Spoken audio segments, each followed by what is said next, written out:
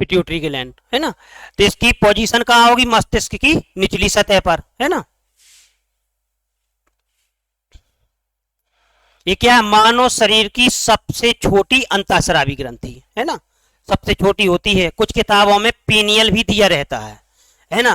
तो यदि पीनियल का ऑप्शन आए और पिट्यूटरी का, तो पीनियल कर सकते हो, लेकिन यदि पीनियल का ना हो तो फिर पिट्यूटरी करोगे, क्योंकि पीनियल जो होती है 0.1 ग्राम की होती है और ये होती है 0.6 ग्राम की, है ना। तो यदि आए कि सबसे छोटी ग्रंथि और यदि पीनियल का ऑप्शन नहीं दिया गया है तो फिर हम पिट्यूटरी लिखेंगे, लेकिन पीनियल का ऑप्शन दिया है तो पीनियल ही लिखेंगे फिर, ठीक है। तो लिख लें, यह है मस्तिष्क के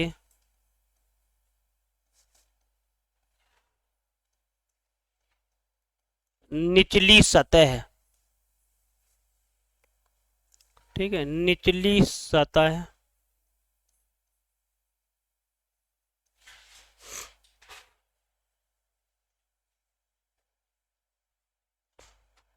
ठीक है, निचली सतह पर स्थित होती है।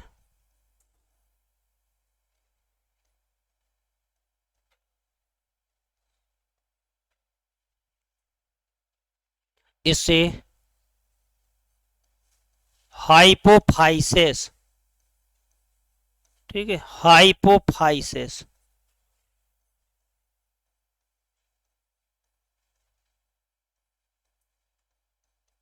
हाइपोफाइसिस, हाइपो यानी निचली, है ना, हाइपोफाइसिस भी कहते हैं।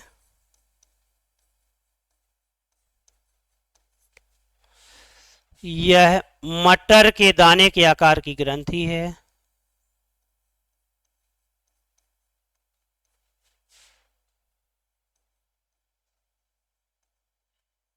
ठीक है, मटर के दाने के आकार की ग्रंथि है।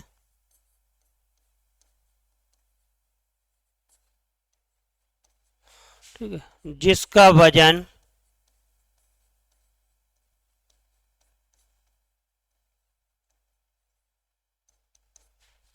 ठीक है लगभग 0.6 ग्राम होता है, ठीक है। तो कितने ग्राम होता है, 0.6 ग्राम। हाँ, 1 ग्राम भी नहीं होता, है ना। ठीक है, यह है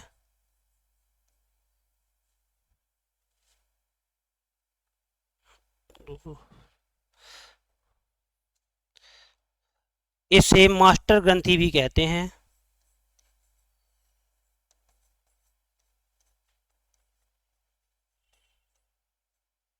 ठीक है, मास्टर ग्रंथि भी कहते हैं।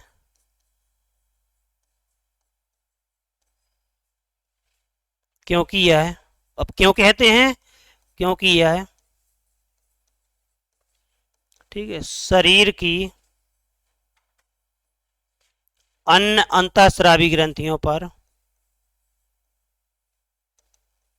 ठीक है, अंतःस्रावी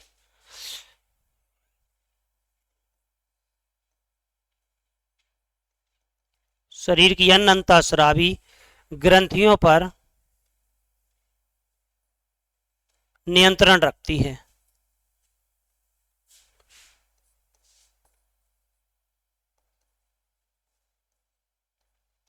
नियंत्रण रखती है।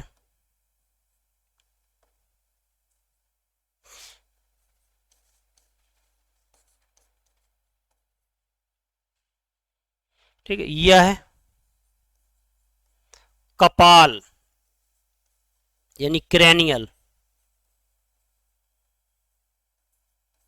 की स्फेनोइड, ठीक है, स्फेनोइड हड्डी के बीच में स्थित होती है।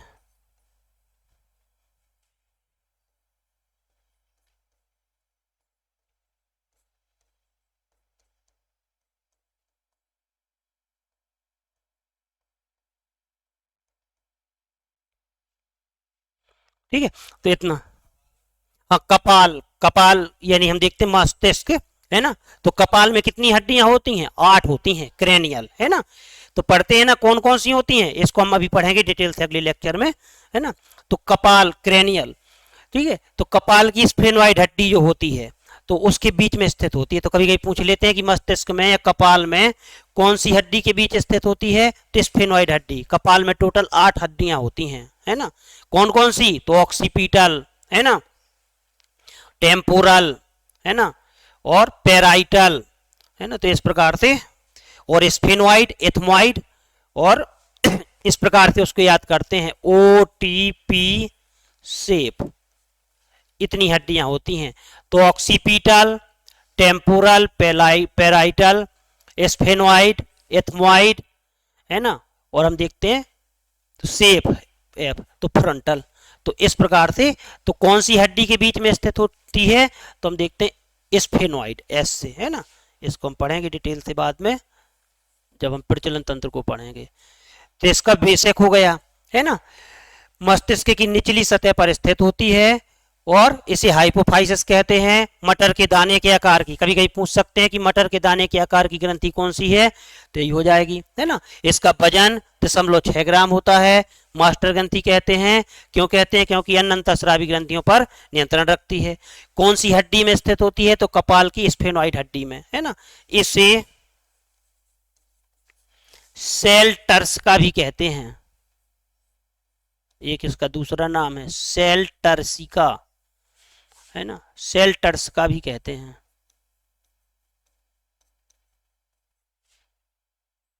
ठीक है। यह निम्न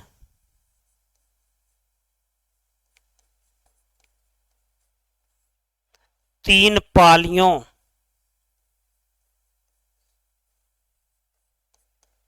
ठीक है, लोब्स, यह निम्न 3 पालियों की बनी होती है,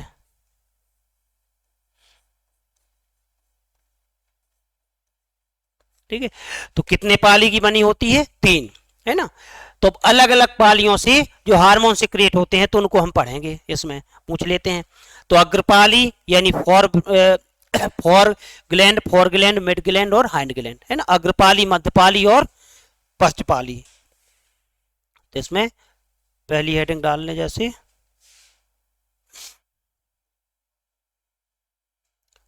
लिख लिया था हमने, 3 पालियों की बनी होती है ना। तो कौन कौन सी? तो फोरलोब, ये फोरलोब की बात करें, ठीक है। दूसरा मिड लोब, ठीक है। तीसरा हाइंड लोब, ठीक है। अग्रपाली, ठीक है, मध्यपाली, पश्चपाली,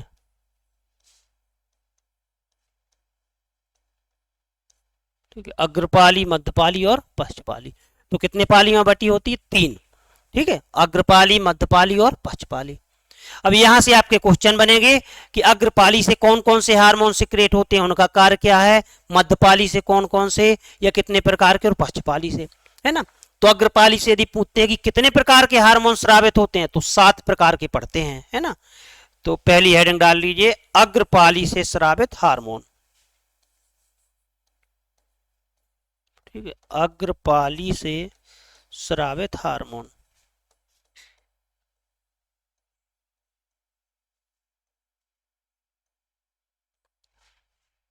ठीक है। तो पहले हम पढ़ रहे हैं, फोर लोब को पढ़ रहे हैं, ठीक है। तो कौन कौन से हार्मोन स्रावित होते हैं? अग्रपाली से स्रावित हार्मोन। तो इससे हम पहला पढ़ेंगे STH, ठीक है, या इसी को बोल देते हैं GH, है ना।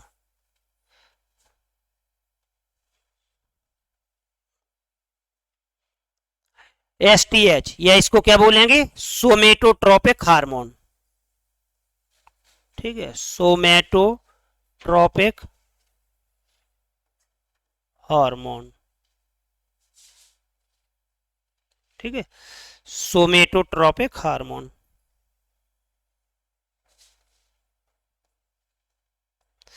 तो पूरा नाम ही पूछ सकते हैं, तो सोमेटोट्रोपिक हार्मोन।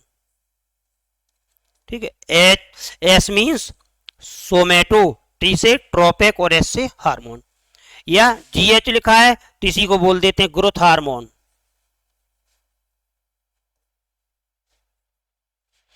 ठीक है, या वृद्धि हार्मोन, है ना। तो जनरली पूछ लेते हैं कि growth hormone, GROWTH, growth hormone कौन सी ग्रंथि से सिक्रेट होता है, या सोमेटोट्रोपिक हार्मोन, या लंबाई वर्धक हार्मोन, है ना। तो हम देखते हैं ये अग्रपाली से स्रावित होता है ना। तो हमें ये देखना है STH। याद करने का तरीका यही है कि हमने STH याद कर लिया तो इसका पूरा नाम बन ही जाएगा, एस से सोमेटो, टी से ट्रोपिक और एस से हार्मोन, या उसी को वृद्धि हार्मोन बोल देते हैं, ग्रोथ हार्मोन। ठीक है, अब इसका कार्य क्या होता है, इसकी कमी अधिकता से रोग। जब बचपन में इसकी अधिकता हो जाती है तो शरीर मतलब भारी भरकम हो जाता है, जिसको क्या बोल देते हैं, पिट्यूटरी जायंट, है ना, या भीम का शरीर। और जब कमी होती है तो हम देखते हैं डवार्फ या मिजेट, बौनापन आ जाता है ना। तो इसमें लिख लें, इस हार्मोन की कमी से, इस हार्मोन यानी STH, है ना। ठीक है, इस हार्मोन की कमी से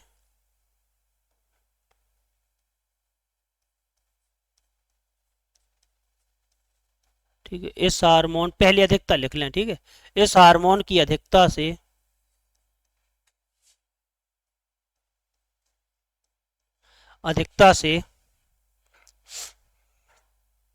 पिट्यूटरी जायंट,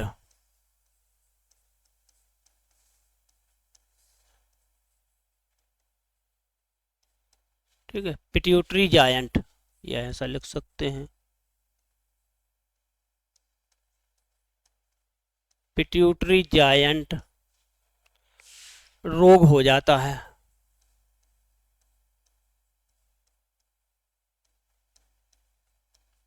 ठीक है, जिसमें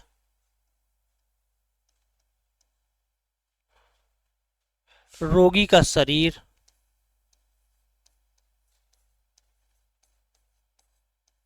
भीमकाय हो जाता है,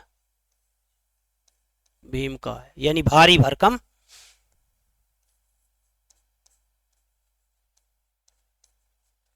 ठीक है, तो यदि आ जाए कि ग्रोथ हार्मोन से कौन सा डिसीज अधिकता से, तो पिट्यूटरी जायंट, है ना, भारी शरीर, भारी भरकम। इस हार्मोन की कमी से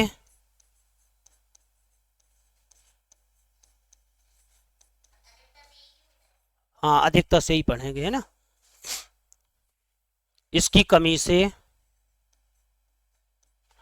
डवार्फ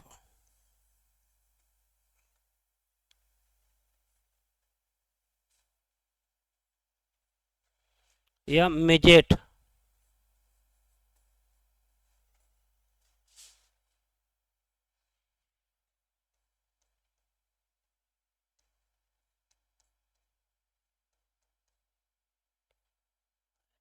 यानी जिसे कहें बौनापन, है ना, डवार्फ या मिजेट रोग हो जाता है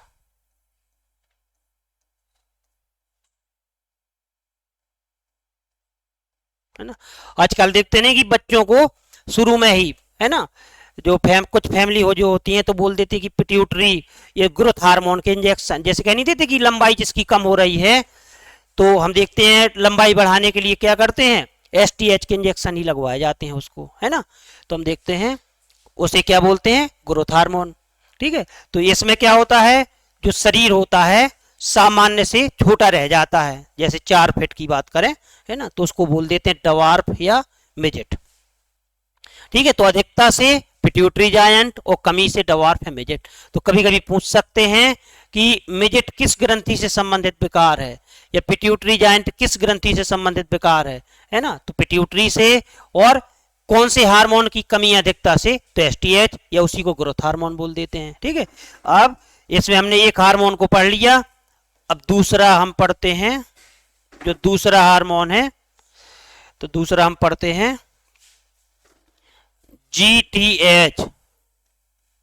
ठीक है, GTH तो इसको बोलेंगे, इसका पूरा नाम जीटीएच है ना, तो इसका पूरा नाम क्या हो जाएगा, ठीक है, इसका पूरा नाम, अब जी मीन्स क्या हो जाएगा, गोनेडो, ठीक है, गोनेडो, ठीक है, टी से ट्रोपिक, ठीक है, एस से हार्मोन, ठीक है, यानी गोनेडोट्रोपिक हार्मोन।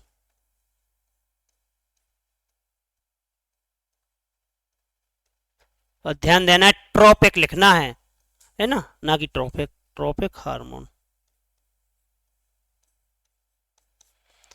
तो इसका पूरा नाम क्या हो जाएगा, गोनेडोट्रोपिक हार्मोन। यह निम्न दो प्रकार का होता है।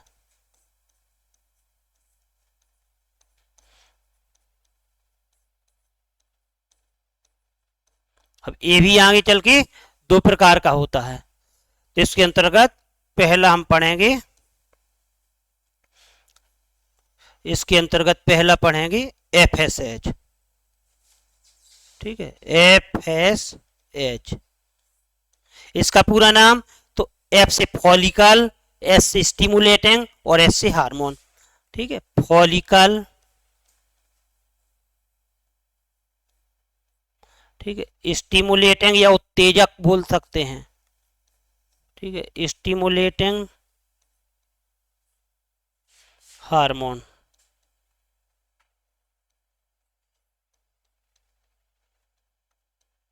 Follicle stimulating hormone,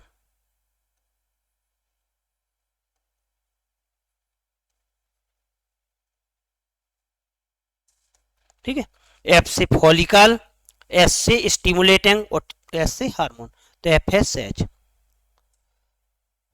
follicle stimulating hormone.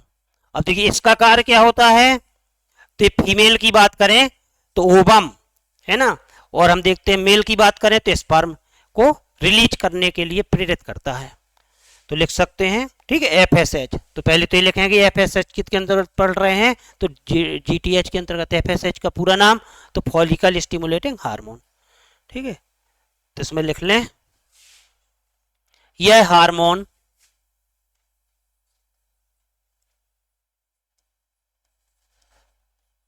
स्त्रियों में अंडाणुओं, ठीक है, ओवम, स्त्रियों में अंडाणुओं तथा पुरुषों में, मेल की बात करें, ठीक है, पुरुषों में शुक्राणुओं,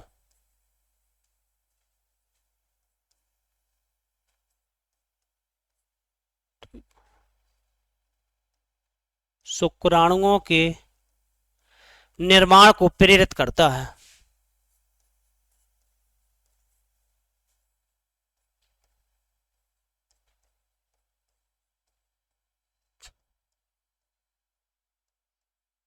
ठीक है, तो कौन सा हार्मोन है जो स्त्रियों में ओवम और पुरुषों में स्पर्म के निर्माण को प्रेरित करता है, तो हो जाएगा एफएसएच। अब इसी के अंतर्गत दूसरा कौन सा पढ़ेंगे, तो एलएच, है ना, या इसी को बोलते हैं ल्यूटिनाइजिंग हार्मोन,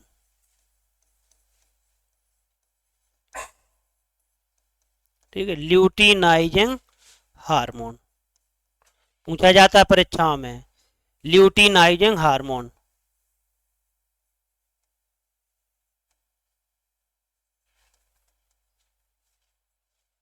ठीक है, ल्यूटिनाइजिंग हार्मोन।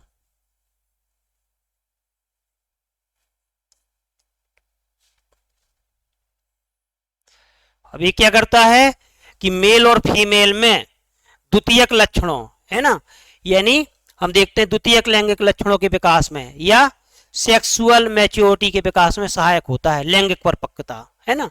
तो हम देखते हैं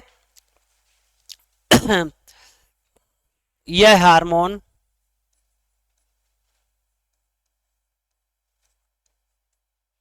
स्त्रियों तथा पुरुषों में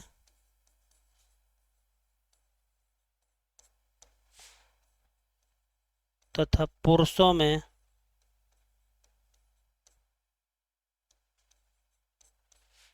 द्वितीयक लैंगिक लक्षणों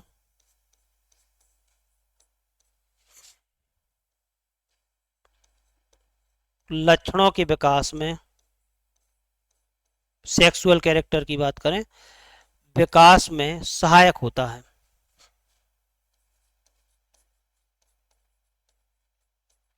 क्या होते हैं द्वितीयक लैंगिक लक्षण, है ना? तो हमने पढ़े थे ना पिछले लेक्चर में कि स्त्रियों में कौन से बनते हैं, एस्ट्रोजन और प्रोजेस्टेरॉन हार्मोन, और जो पुरुषों में होते हैं तो एंड्रोजन और टेस्टोस्टेरॉन, है ना? तो यही पढ़ा था ना, एक एड्रीनल विलेज में डिसीज पढ़ा था, तो उसमें क्या होता है कि पुरुषों में बनने वाले, है ना, तो पुरुषों में बनने वाले रोग स्त्रियों में बनने, पुरुषों में बनने वाला हार्मोन स्त्रियों में बनने लगता है ना? पुरुषों में कौन कौन से पढ़े थे हमने, तो एंड्रोजन और टेस्टोस्टेरॉन, है ना, और स्त्रियों में एस्ट्रोजन और प्रोजेस्टेरॉन। तो किसके, उसके विकास में सहायता कौन करता है, तो एलएच यानी ल्यूटिनाइजिंग हार्मोन। ठीक है, तो ल्यूटिनाइजिंग हार्मोन किसका प्रकार है, या फॉलिकल स्टिमुलेटिंग हार्मोन किसका प्रकार है, जीटीएच का। तो जीटीएच गोनेडोट्रोपिक हार्मोन। ठीक है, अब इसमें कितने हार्मोन पढ़ लिए हमने, दो पढ़ लिए। अब तीसरा हम पढ़ेंगे, तीसरा पढ़ेंगे ACTH। ठीक है, ACTH, ए से एड्रीनो, ठीक है, एड्रीनो, ठीक है, सी से कॉर्टिको, ठीक है, टी से ट्रोपिक, और एस से हार्मोन। ठीक है, एड्रीनो कार्टिकोट्रोपिक हार्मोन, एड्रीनो, ठीक है, कार्टिको, ठीक है, ट्रोपिक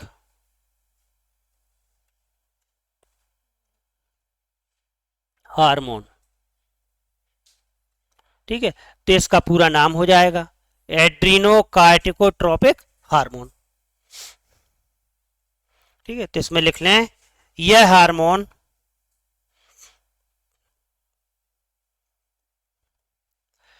यह हार्मोन अब एड्रीनो किससे है, तो एड्रीनल से, एड्रीनल ग्रंथि के स्राव को नियंत्रित करता है।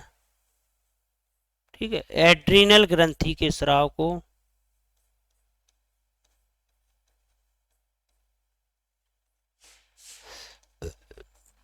नियंत्रित करता है। अभी आपको कठिन लग रहे होंगे, लेकिन जब एक एक बार पढ़ोगे तो फिर सही हो जाएंगे। तो पहले तो हमें याद करना है कि कौन कौन से हार्मोन होते हैं। ठीक है, तो ACTH याद कर लोगे तो आपको याद आ जाएगा कि ए से एड्रीनल, ये एड्रीनो एक ही चीज है, एड्रीनो कार्टिकोट्रोपिक हार्मोन। ठीक है, कार्य क्या होता है, एड्रीनल ग्रंथि के स्राव को कंट्रोल करना। अब पहले हम पढ़ चुके हैं कि ये क्या करती है, अंतःस्रावी ग्रंथि है, मास्टर ग्लैंड है, क्योंकि अन्य जो एंडोक्राइन ग्लैंड होती हैं तो उन पर कंट्रोल रखती है, यानी उनसे निकलने वाले हार्मोन पर भी कंट्रोल होगा, है ना? तो इसकी कमी या अधिकता से जो एड्रीनल के प्रभाव होते हैं वो पड़ते हैं। ठीक है, तो तीसरा हमने क्या लिखा, ACTH, एड्रीनो कार्टिकोट्रोपिक हार्मोन, है ना? अब हमें पढ़ना कितने हैं, 7 पढ़ना है इसके अंतर्गत, है ना? और चौथा क्या हो जाएगा, CTH, TSH, है ना, T से थायरो स्टिमुलेटिंग हार्मोन। ठीक है, अब थायरो आ जाए लिखा हुआ है, थायराइड एक ही चीज है, थायरो स्टिमुलेटिंग हार्मोन। ठीक है, thyro stimulating hormone, stimulating hormone.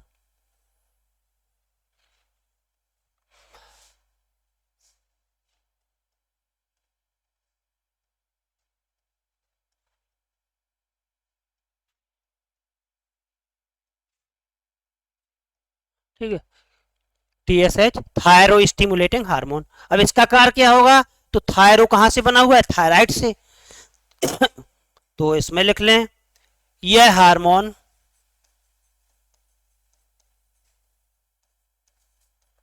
Thyroid ग्रंथि के स्राव को नियंत्रित करता है। ठीक है, थायराइड ग्रंथि के स्राव को नियंत्रित करता है।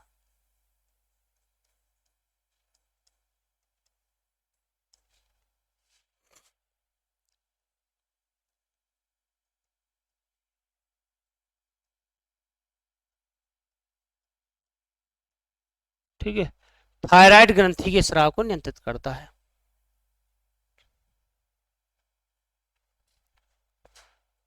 ठीक है, तो 4 हो गए।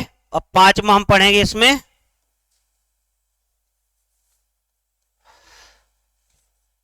LTH। अभी हमने पढ़ा था LH, अभी क्या है, लैक्टोजेनिक हार्मोन। अभी क्या पढ़ा था, ल्यूटिनाइजिंग, है ना। अब लैक्टोजेनिक हार्मोन।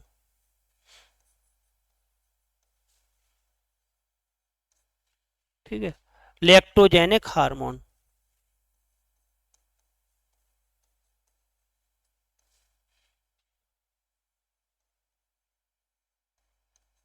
ठीक है, लैक्टोजेनिक हार्मोन। इसके पहले हमने पढ़ा था ल्यूटिनाइजिंग, अभी पढ़ रहे हैं लैक्टोजेनिक हार्मोन। यह हार्मोन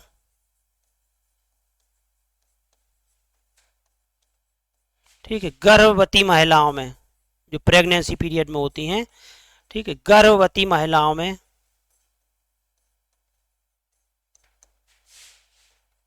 दुग्ध निर्माण को प्रेरित करता है। ठीक है, दुग्ध निर्माण को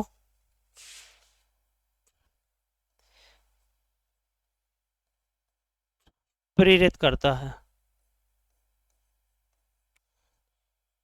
ठीक है,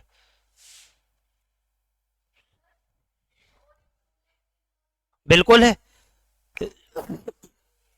नहीं, ये क्या करता है, एक कार्पस ल्यूटियम को उत्तेजित कर देता है, और कार्पस ल्यूटियम से कौन सा हार्मोन से क्रिएट होता है, प्रोलैक्टिन। तो यदि आपका एग्जाम में क्वेश्चन आता है कि कौन सा हार्मोन है जो मिल्क प्रोडक्शन की बात होगी, तो प्रोलैक्टिन। ठीक है, ये क्या करता है, इसका काम क्या होता है, केवल कार्पस ल्यूटियम जो ग्लैंड होती है, तो उसको हम देखते हैं ये प्रेरित कर देता है, जिससे हम देखते हैं प्रोलैक्टिन बनने लगता है। वो बतलाते हैं कि जो प्रेगनेंसी पीरियड में महिलाएं होती हैं, तो बच्चे के जन्म के उपरांत यानी 12 घंटे के अंदर उनमें जो मेमोरी ग्लैंड होती हैं, तो दुग्ध का स्रावण होने लगता है। तो यदि आ जाए मिल्क प्रोडक्शन हार्मोन, तो प्रोलैक्टिन ही आएगा आपको वहां पे, है ना। और एजेक्शन की बात करेंगे तो ऑक्सीटोसिन, है ना, ऑक्सीटोसिन हो जाएगा। ठीक है, तो इसका काम क्या होता है, केवल और केवल कार्पस ल्यूटियम को उत्तेजित कर देता है, जिससे प्रोलैक्टिन का स्रावण होने लगता है ना। तो जब भी क्वेश्चन आए कि मिल्क का निर्माण कौन करता है, कौन सा हार्मोन, तो prolactin.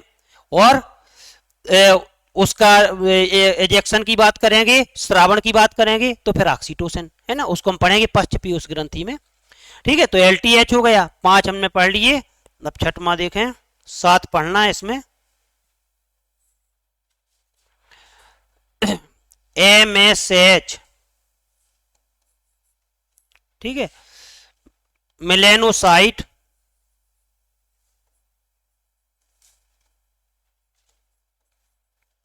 Stimulating hormone.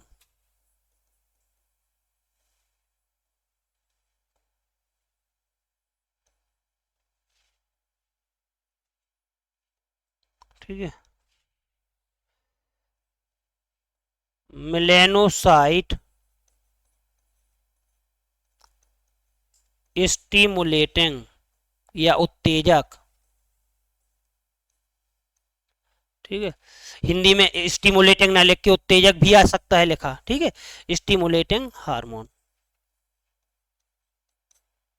Melanocyte stimulating hormone. देखिए क्या करता है, त्वचा जो होती है, स्किन, स्किन में मेलेनिन वर्णक का, मेलेनिन जो पिगमेंट होता है उसका श्रावण करता है ना। और जिस व्यक्ति में मेलेनिन का श्रावण ज्यादा होता है, मेलेनिन ज्यादा बनता है, त्वचा का रंग उतना ही डार्क होता है, जितना कम बनेगा उतना ही लाइट होगा, है ना। तो कभी कभी पूछ लेते हैं कौन सा हार्मोन है जो त्वचा में कौन सी ग्रंथि में जो हार्मोन बनता है, जो त्वचा में पाए जाने वाले मेलेनिन वर्णक का संश्लेषण करता है, तो मेलेनोसाइट स्टिमुलेटिंग हार्मोन। ठीक है, तो यह हार्मोन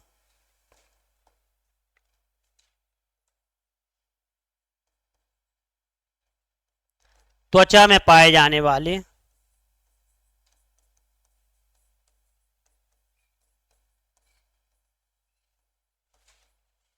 ठीक है, त्वचा में पाए जाने वाले मेलेनिन वर्णक का मेलेनिन वर्णक पिगमेंट, ठीक है, त्वचा में पाए जाने वाले मेलेनिन वर्णक का संश्लेषण करता है।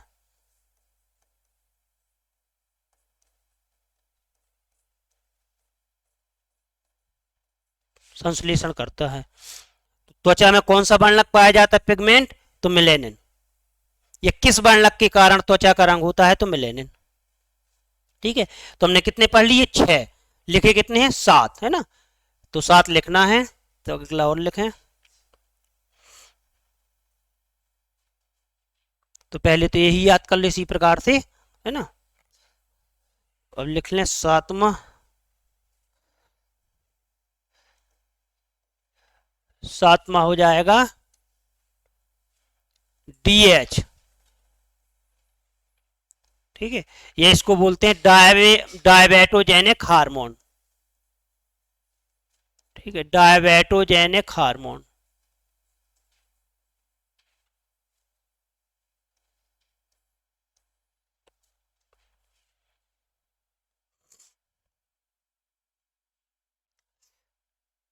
ठीक, अच्छा, डायबेटोजेनिक हार्मोन।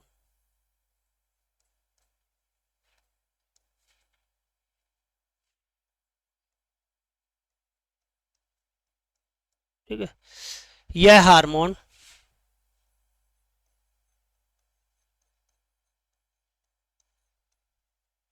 यह हार्मोन कार्बोहाइड्रेट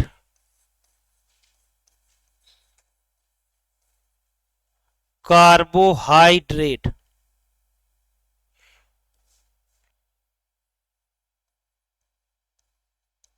प्रोटीन तथा वसा, यानी फैट की बात करें, कार्बोहाइड्रेट, प्रोटीन तथा वसा के उपापचय, उपापचय जानते हो ना, मेटाबॉलिज्म,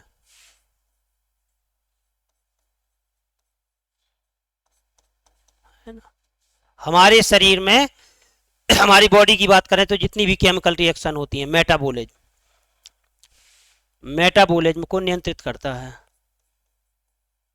मेटाबॉलिज्म कितने प्रकार का होता है, तो 2 प्रकार का, है ना, कैटाबॉलिज्म और एनाबॉलिज्म। ठीक है, तो ये हो गए 7 प्रकार के। अभी आपको याद होना चाहिए, है ना, पूछ सकते हैं कि निम्नलिखित में से कौन सा पीयूष ग्रंथि की अग्रपाली से स्रावित हार्मोन है या नहीं है ना, तो हमने 7 पढ़े हैं इसमें, है ना।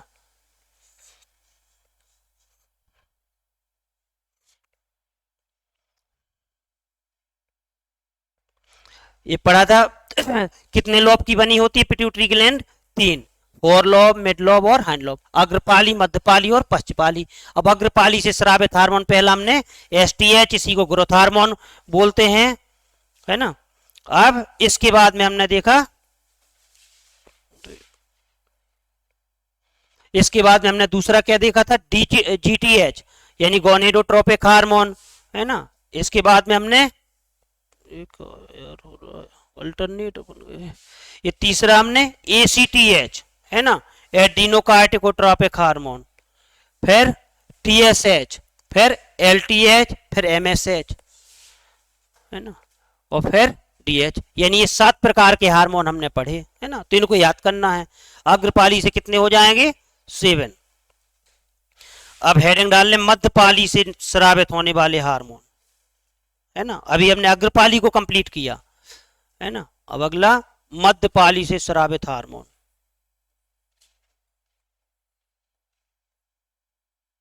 मध्यपाली से स्रावित हार्मोन,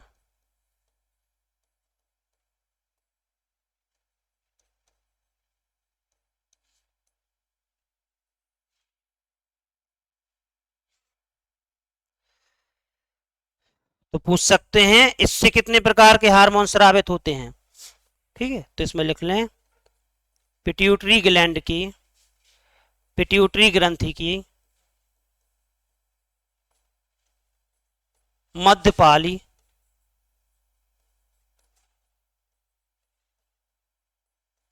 कम विकसित होने के कारण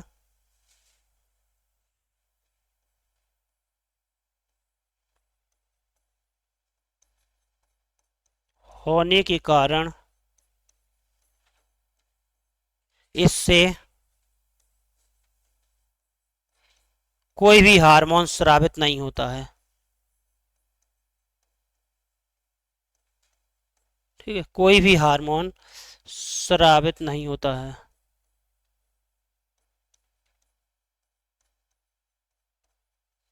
ठीक है, तो इससे ना आपको लिखना पड़ेंगे। लेकिन कभी कभी पूछ लेते हैं कि पीयूष ग्रंथि की मध्यपाली से कितने प्रकार के हार्मोन, 2, 7, 0, तो हम देखते हैं किसी भी प्रकार के हार्मोन स्रावित नहीं होते हैं। इससे जो स्रावित होने होते हैं वो अग्रपाली में हो जाते हैं, है ना। तो अग्रपाली में हमने कितने पढ़ लिए, 7, मध्यपाली से कोई भी नहीं, है ना। अब लिख लें पश्चपाली से। ठीक है, पश्चपाली से स्रावित हार्मोन।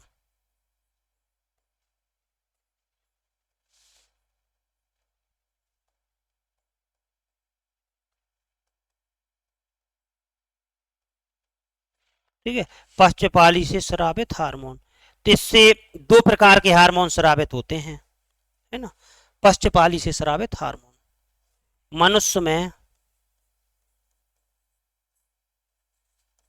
पीयूष ग्रंथि की पश्चपाली से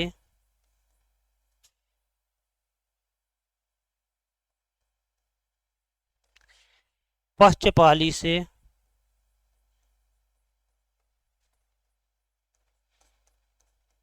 ठीक है निम्न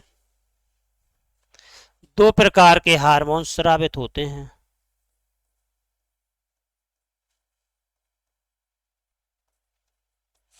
स्रावित होते हैं।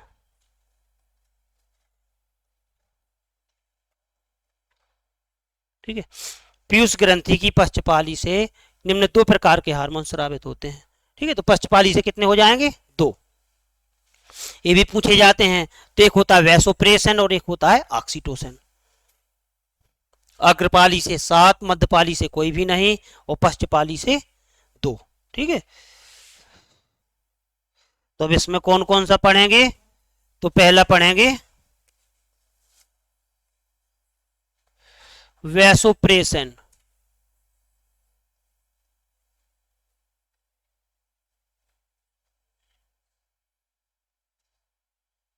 ठीक है, वैसोप्रेसन हार्मोन।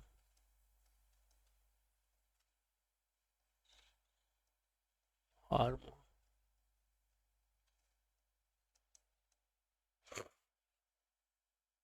वैसोप्रेसन हार्मोन, यह हार्मोन वृक्क नलिका में, वृक्क नलिका क्या कहलाती है, नेफ्रॉन, है ना। वृक्क नलिका में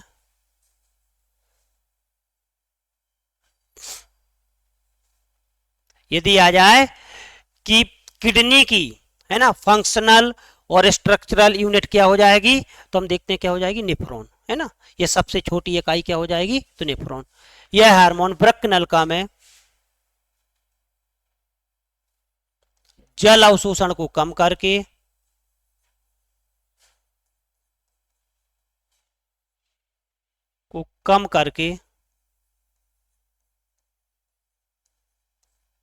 मूत्र की मात्रा को नियंत्रित करता है। यूरिन, मूत्र की मात्रा को नियंत्रित करता है, या मूत्र की मात्रा को, ठीक है, नियंत्रित करता है,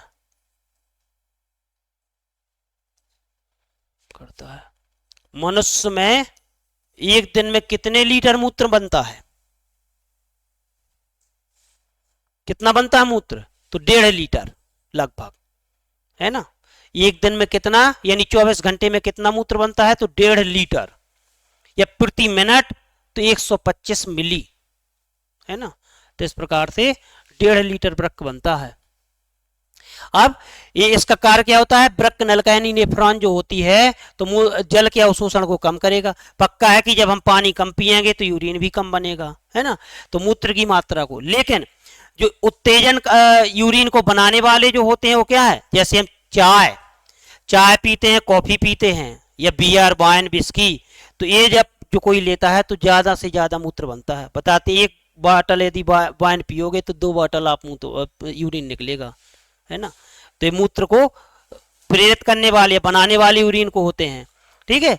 इसलिए इसे क्या बोलते हैं, इसे या इस हार्मोन को,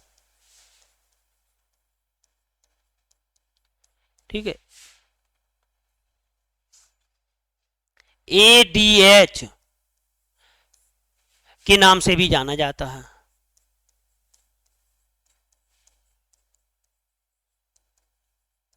जाना जाता है, ठीक है। एडीएच का पूरा नाम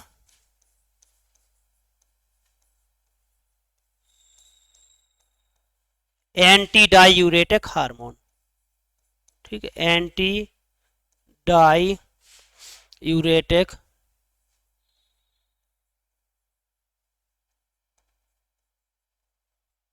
हार्मोन, ठीक है, एंटी डायूरेटिक हार्मोन।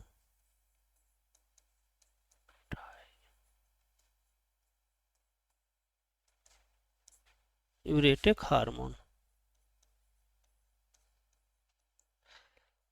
तो कभी कभी पूछ लेते हैं कि कौन सा हार्मोन है जो मूत्र की मात्रा को कम करता है, कंट्रोल करता है, तो एंटी डायूरेटिक हार्मोन। वैसोप्रेशन का नाम नहीं आता है तो एंटी डायूरेटिक आ जाएगा, ठीक है। अगला हम लिखेंगे ऑक्सीटोसिन हार्मोन, ठीक है, ऑक्सीटोसिन हार्मोन।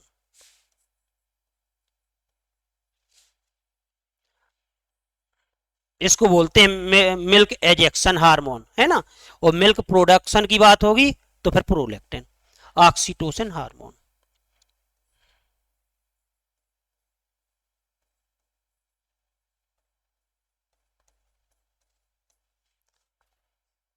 तो दुग्ध श्रावण हार्मोन बोलते हैं इसे, है ना।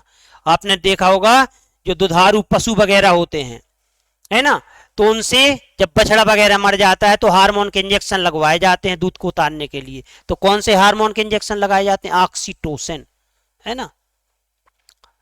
क्योंकि इस पर विपरीत असर पड़ता है तो इसलिए अब बंद कर दिए गए हैं ये हार्मोन के इंजेक्शन, मार्केट में अब नहीं मिलते हैं। लेकिन यदि क्वेश्चन आए कि कौन से हार्मोन के इंजेक्शन लगाए जाते हैं दुधारू पशुओं में दूध को उतारने के लिए, तो ऑक्सीटोसिन। इसके अलावा एक और क्या करता है, जब डिलीवरी होती है, बच्चा पैदा होता है, तो जो यूटेरस होता है, गर्भाशय, तो उसकी पेशियों के संकुचन और शीतलन को प्रेरित करता है, जिससे बच्चे के जन्म में आसानी होती है। और एक होता है रिलैक्सेन, तो रिलैक्सेन क्या करता है, उसको स्मूथ बना देता है ना। तो इस प्रकार से एक क्या करता है, गर्भाशय की अनैच्छिक, गर्भाशय में कौन सी अनस्ट्राइप्ड मसल्स पाई जाती हैं, अनैच्छिक पेशियां, इनवॉलंटरी, है ना। तो ऑक्सीटोसिन हार्मोन, यह हार्मोन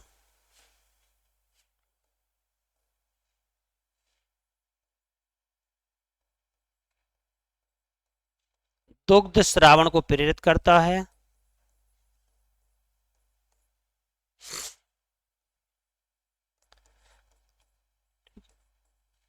प्रेरित करता है, और प्रसव के समय, प्रसव यानी डिलीवरी, प्रसव के समय, ठीक है, गर्भाशय, यूटेरस, गर्भाशय कैसा होता है, इसकी संरचना कैसी होती है, कौन सी आकृति का होता है, कृष्णा यूनिवर्सिटी गए हो ना, यदि ऊपर से देखा है तो उसमें यूटेरस का ही वो लिया गया है, उल्टी नाशपाती के आकार का, है ना। हाँ, तो यह हार्मोन दुग्ध स्राव को प्रेरित करता है और प्रसव के समय गर्भाशय की अनैच्छिक पेशियों के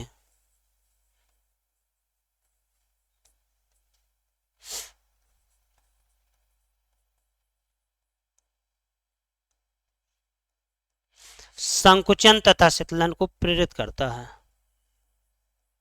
संकुचन तथा शीतलन को प्रेरित करता है।